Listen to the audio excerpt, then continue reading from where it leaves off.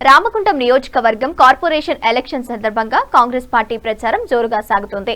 47, 48, 49 division Congress అభ్యర్థులు ఒక చోట కలిసి ప్రభుత్వం ఇస్తున్న పథకాల గురించి చెబుతూ ఓట్లు వేయమని అడుగుతున్నారు. ఈ సందర్భంగా రామగుండం శాసన సభ్యులు మక్కన్ సింగ్ రాజ్ ఠాకూర్ ఈ డివిజన్ ను సందర్శించి కాంగ్రెస్ ప్రభుత్వం చేస్తున్న పథకాల గురించి ప్రజలకు వివరించి కాంగ్రెస్ అభ్యర్థులను గెలిపించాలని కోరారు.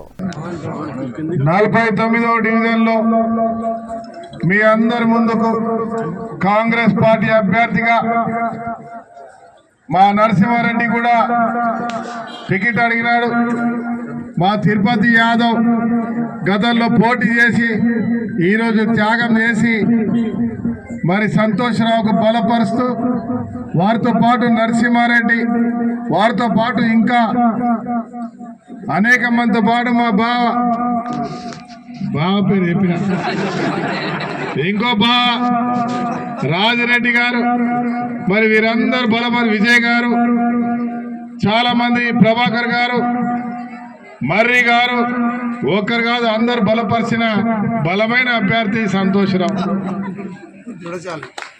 మా రెడ్డి గారు సాంబమూర్తి గారిని గెలిపించడానికి మా మర్రి బుచ్చిరెడ్డి గారు పెద్ద మనుషులు అసోసియేషన్ అధ్యక్షులు.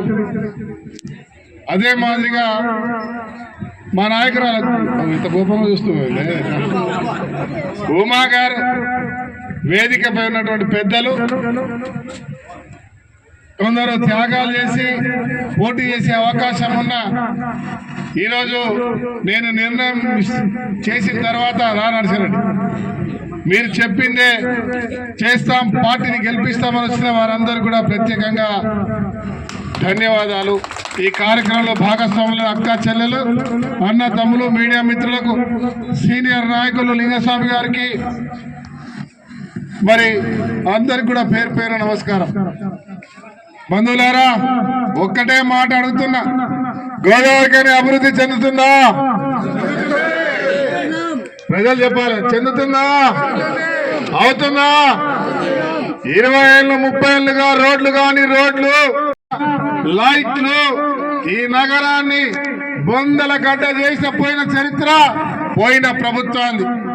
ఈరోజు 2 సంవత్సరాలు నాకు అవకాశం ఇచ్చినారు. మీరు శాసనసభ్యుడిగా 2 సంవత్సరాల్లో 1000 కోట్లతో రామగుండం నియోజకవర్గంలో కార్పొరేషన్ ని అత్యద్భుతంగా అభివృద్ధి చేసే సంకల్పంతో ముందుకు పోతా ఉన్నా. ఒక పెద్ద దుకాణం పెట్టాలన్నా, ఒక రోడ్లో 4 బండ్లు పోవాలన్నా, గుండెకాయలాంటి లక్ష్మీనగర్కి మీరు మీ పిల్లలతో కారుతో కలిసి పోవాలన్నా పోలేని పరిస్థితి ఉంటే ఇలా అద్భుతమైన నిర్మాణం చేసినాం. కొత్తగా రావాలి. ఈ ఊరు అన్ని రకాల వసతులు ఉన్న ఊరు, అభివృద్ధి చేయాలి. భవిష్యత్ తరాలకి బంగారు బాట వేసే విధంగా చేయాలి. దాన్ని చేయాలంటే ఇక్కడ విద్యా కేంద్రంగా చేయాలి, వైద్య కేంద్రంగా చేయాలి, వ్యాపార కేంద్రంగా చేయాలి, ఇండస్ట్రీస్ తేవాలి. ప్రతి వాడలో రోడ్లు, ట్రైన్లు, మంచినీటి వ్యవస్థతో పాటు అన్ని వసతులు కల్పించాలి. ఈ ప్రాంతంలో రిటైర్డ్ అయిన వాడు ఇక్కడ ఇల్లు కట్టుకొని భవిష్యత్ తరాల వాళ్ళు కూడా ఇక్కడ నివాసం ఉండే విధంగా అన్ని ఏర్పాట్లు చేయాలని ఒక సంకల్పంతో ప్రణాళికబద్ధంగా ఇలా ముందుకు పోతా ఉన్నాం.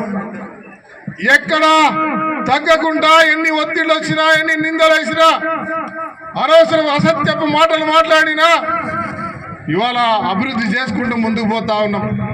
ఎన్నికల ముందు ఈ వాడ తిరిగినప్పుడు కొన్ని లైన్లలో నడవడానికి కూడా లేని పరిస్థితుల్లో ఆ వెంకటేశ్వర కాలనీకి ఉన్నటువంటి రోడ్డులో ఆ ప్రాంతంలో నివాసం ఉండే వాళ్ళు రోడ్లపై నాట్లేసి మా పరిస్థితి ఏంటంటే అనేక మంది యాక్సిడెంట్ పడిపోయి కాళ్ళు చేతులు ఇరిగిన వాళ్ళని చూసినాం.